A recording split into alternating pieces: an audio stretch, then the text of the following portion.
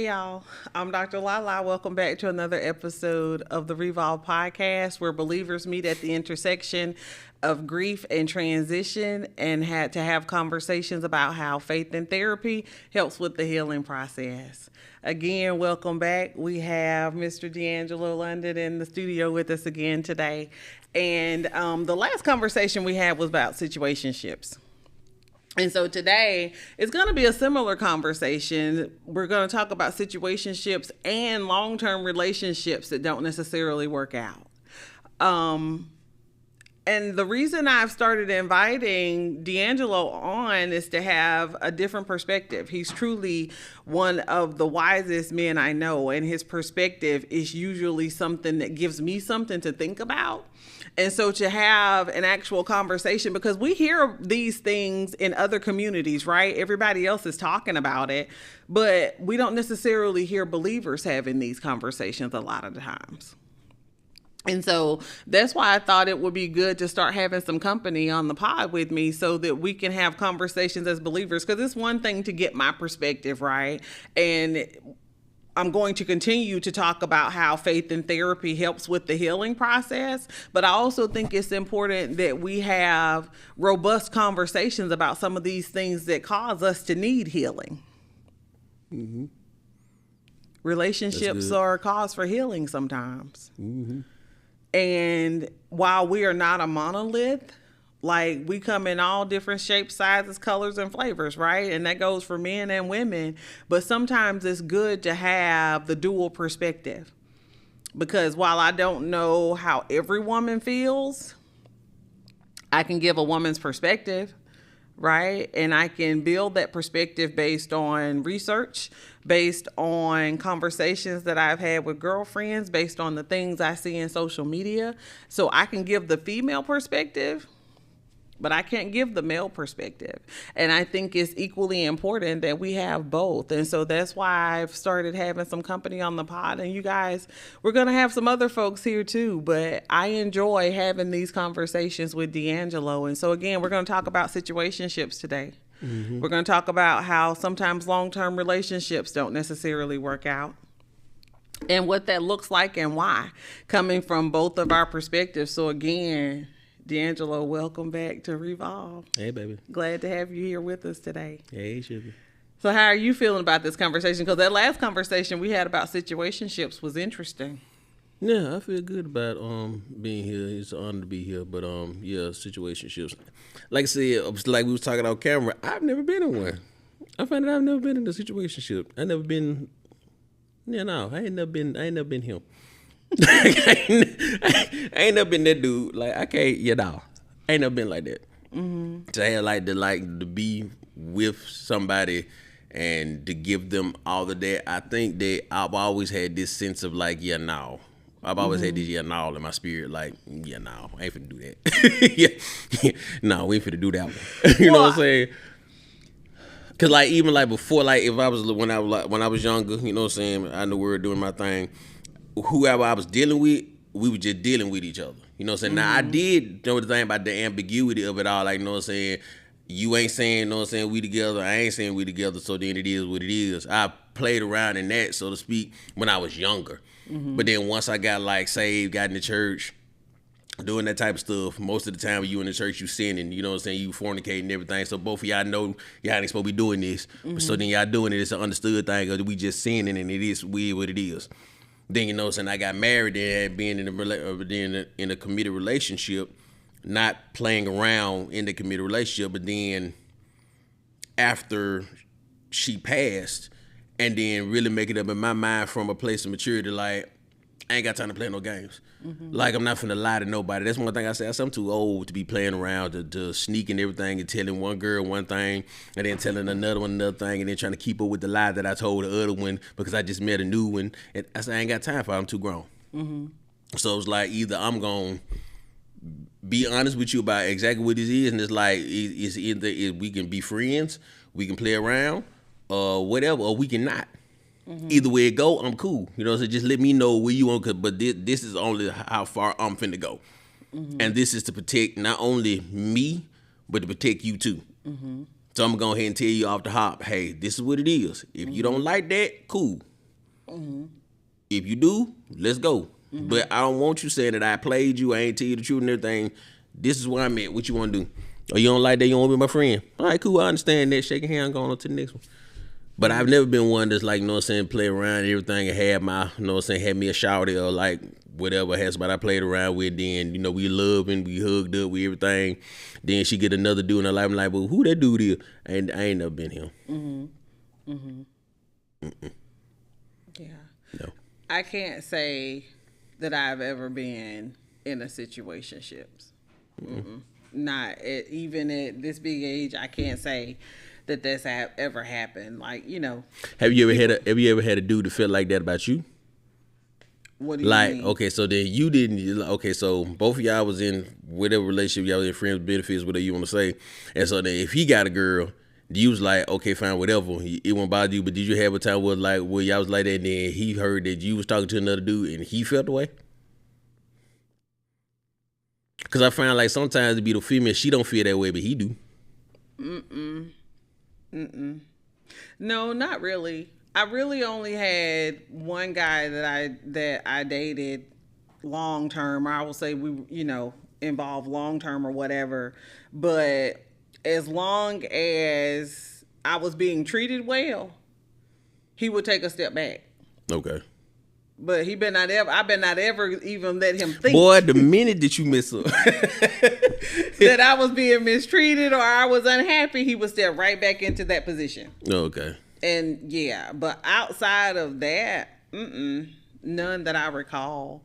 And one thing I will say about being involved with you and meeting you is that you were always very, very clear about what your intentions were. Very clear. Very, very clear.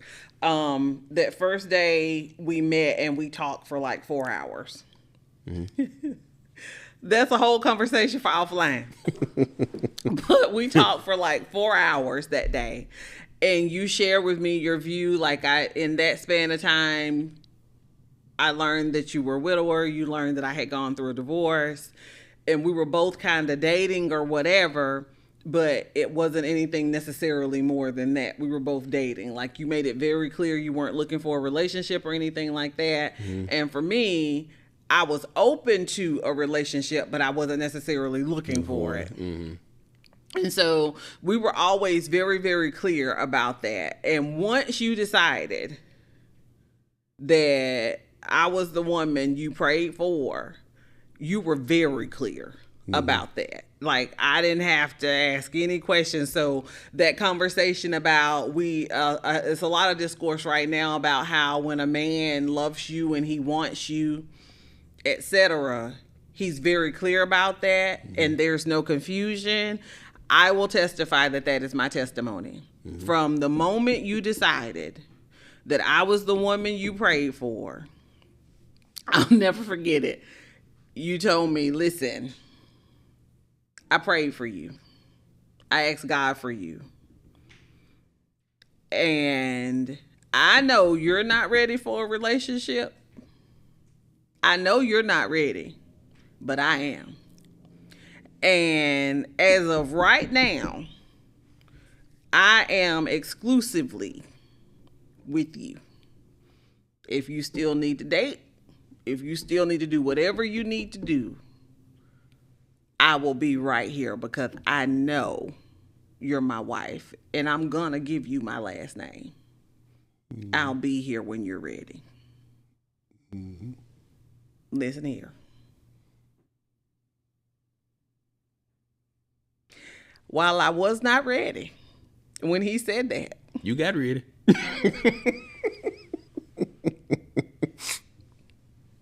Come here. It didn't take long. Yeah. Okay? Because he was very, very intentional in his pursuit of me. He was very intentional.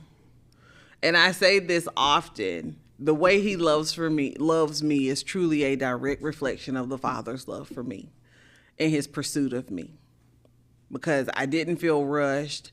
I didn't feel pressured. All I felt was love and a safety that I've never experienced before. Never. And so I will say this. I'm saying that to say, ladies, you're not crazy for wanting clarity in what your relationship is. Because here's the thing. Longevity, the fact that y'all been together a long time don't mean that you committed.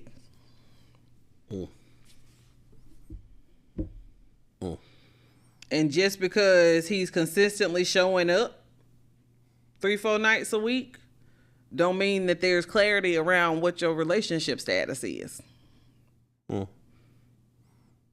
Because if he ain't said none of that, then that ain't what it is. That ain't right? What it is.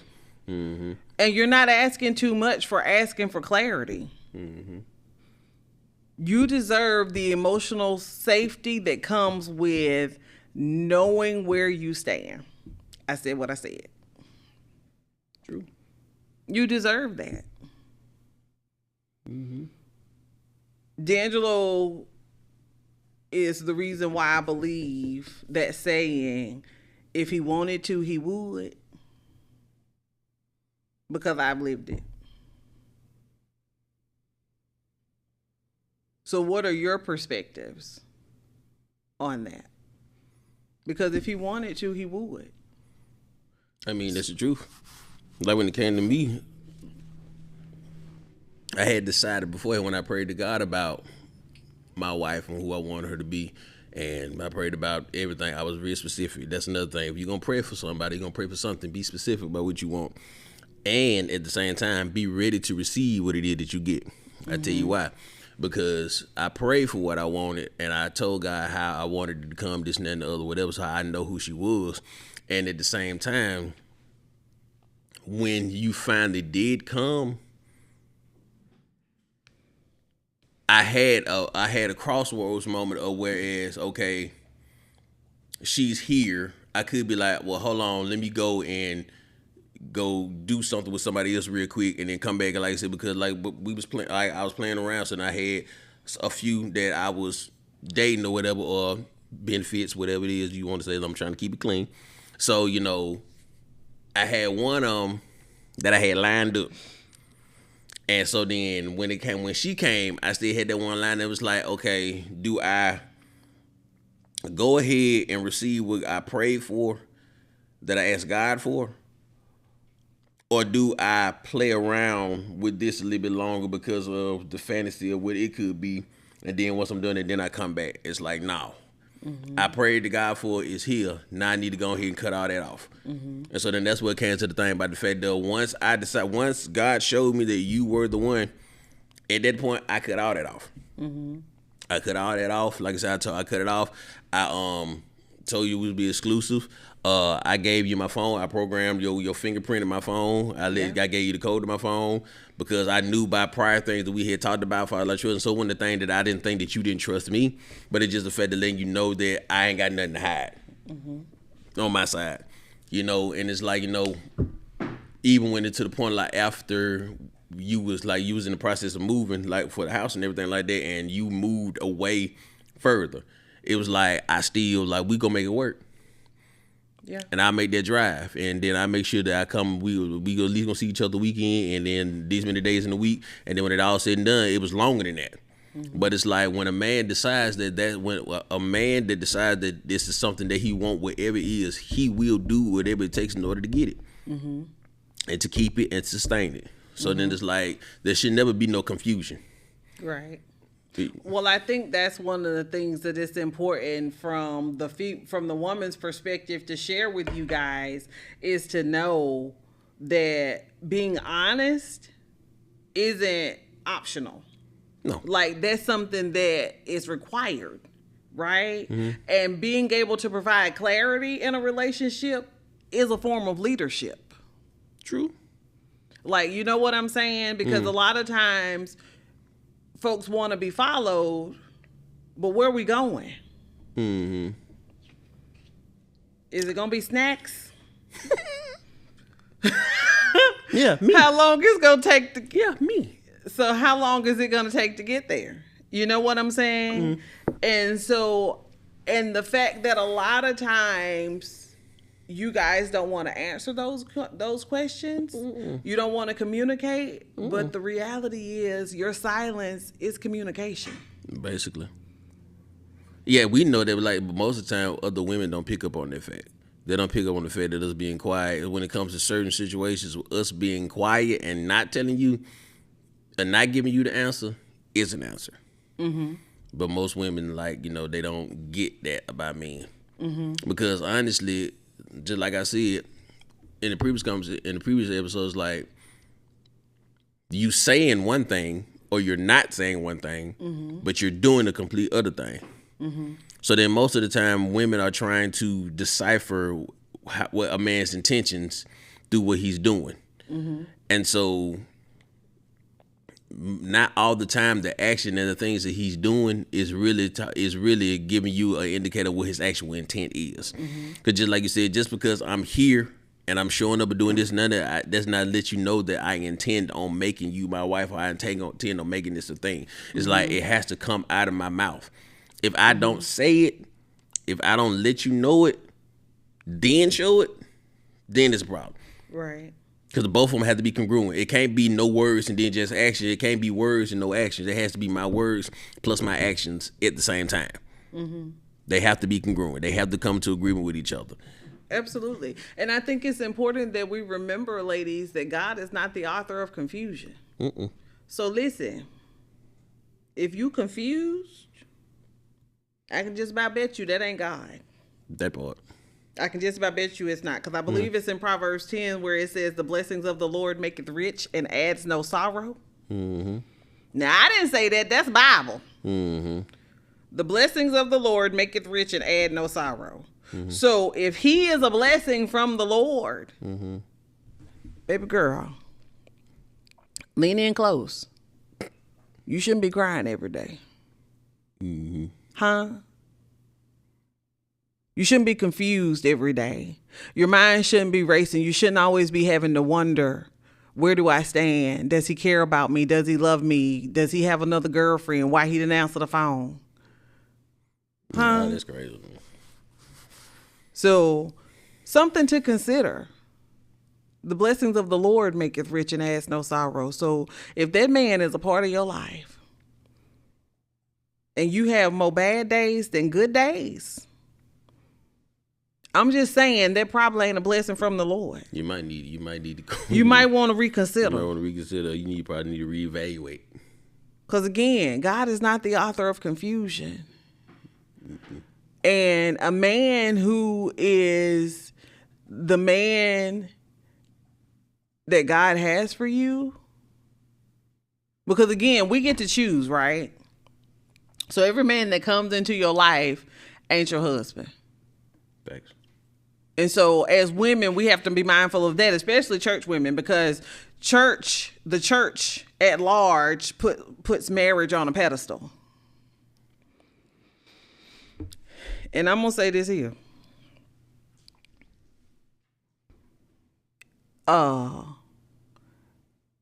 It's one thing to get married. It's something else to have a happy, healthy, and whole marriage. Because let's just be honest. Some of us want the wedding. Huh?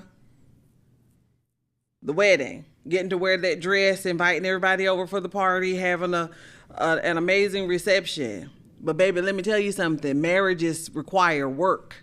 And they take work on both parts. The husband and the wife. Every day. Right?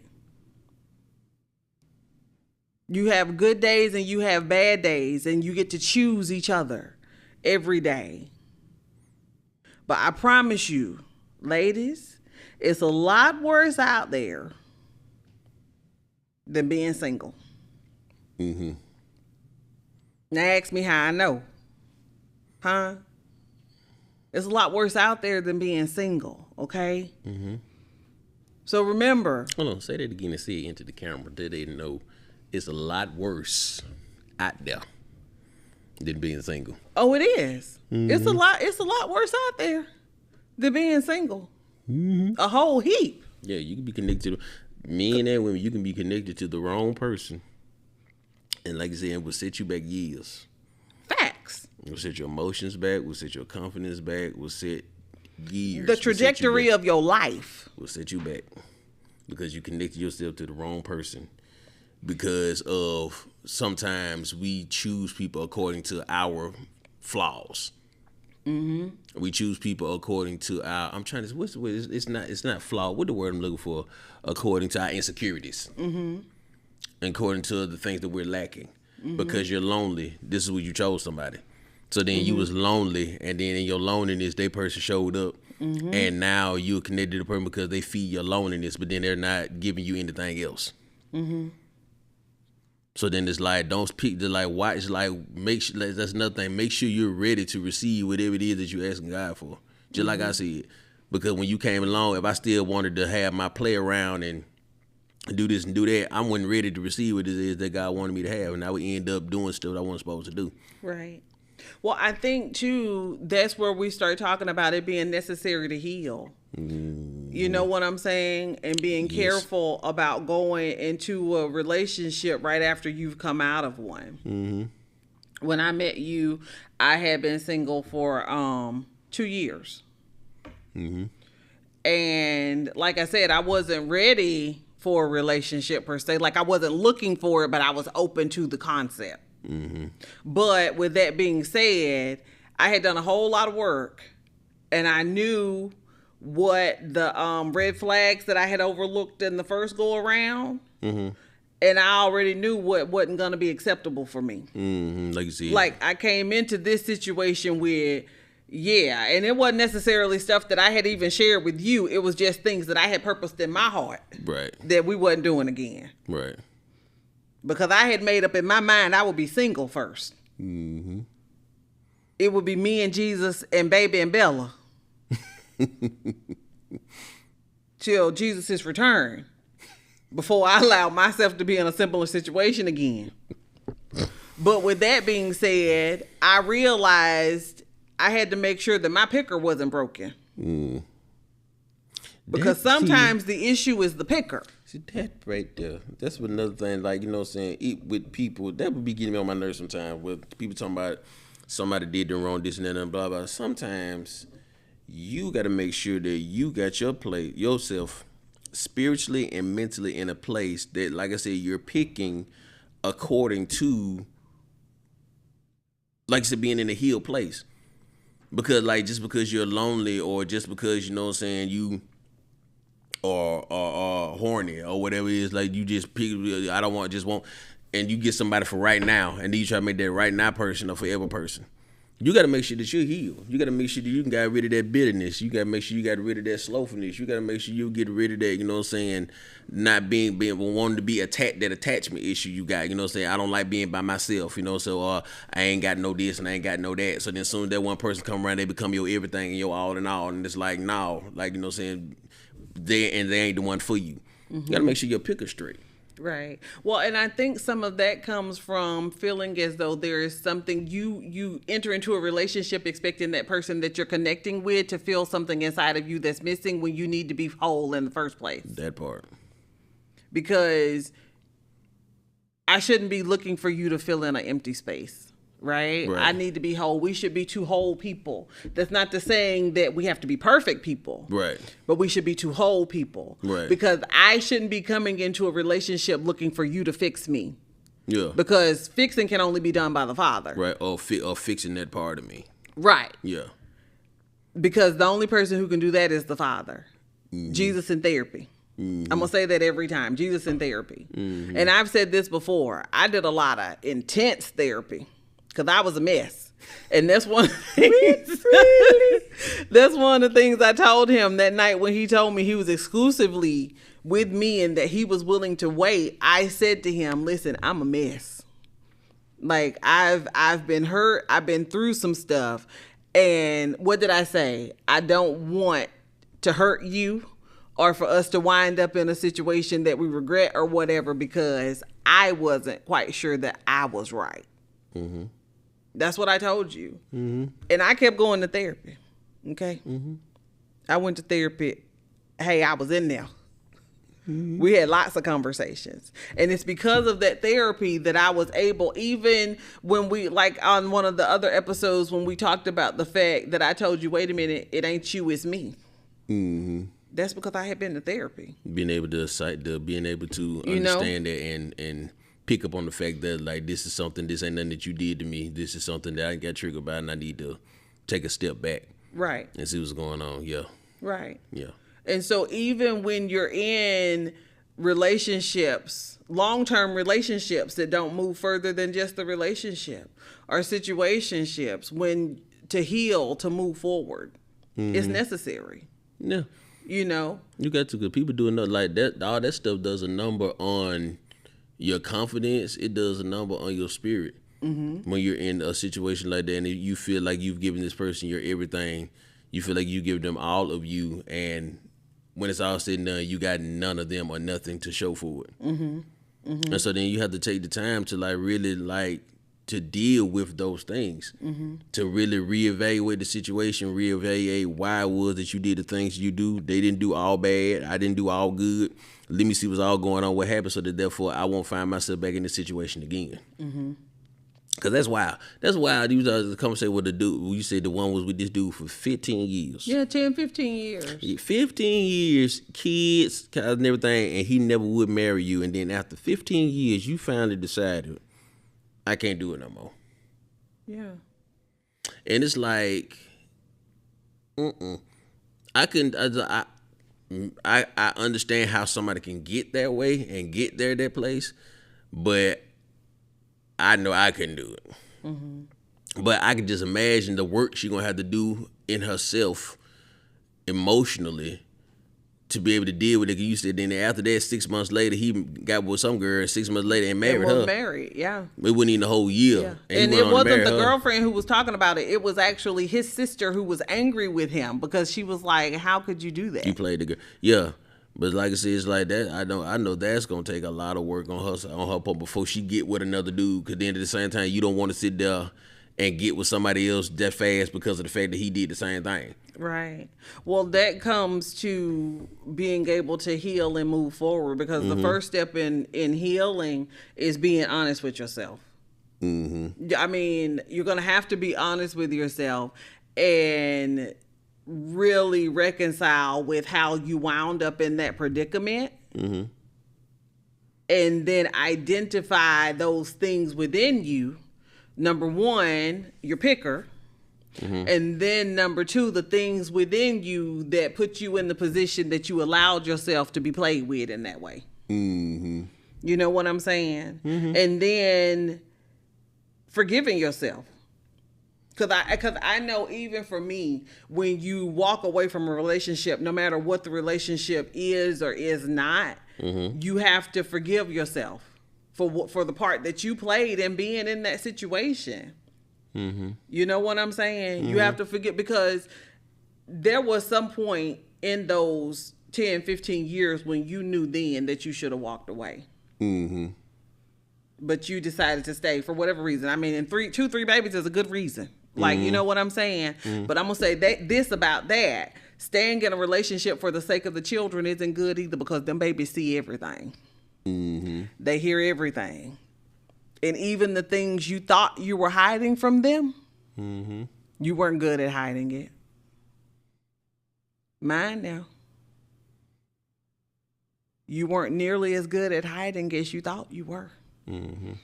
Okay?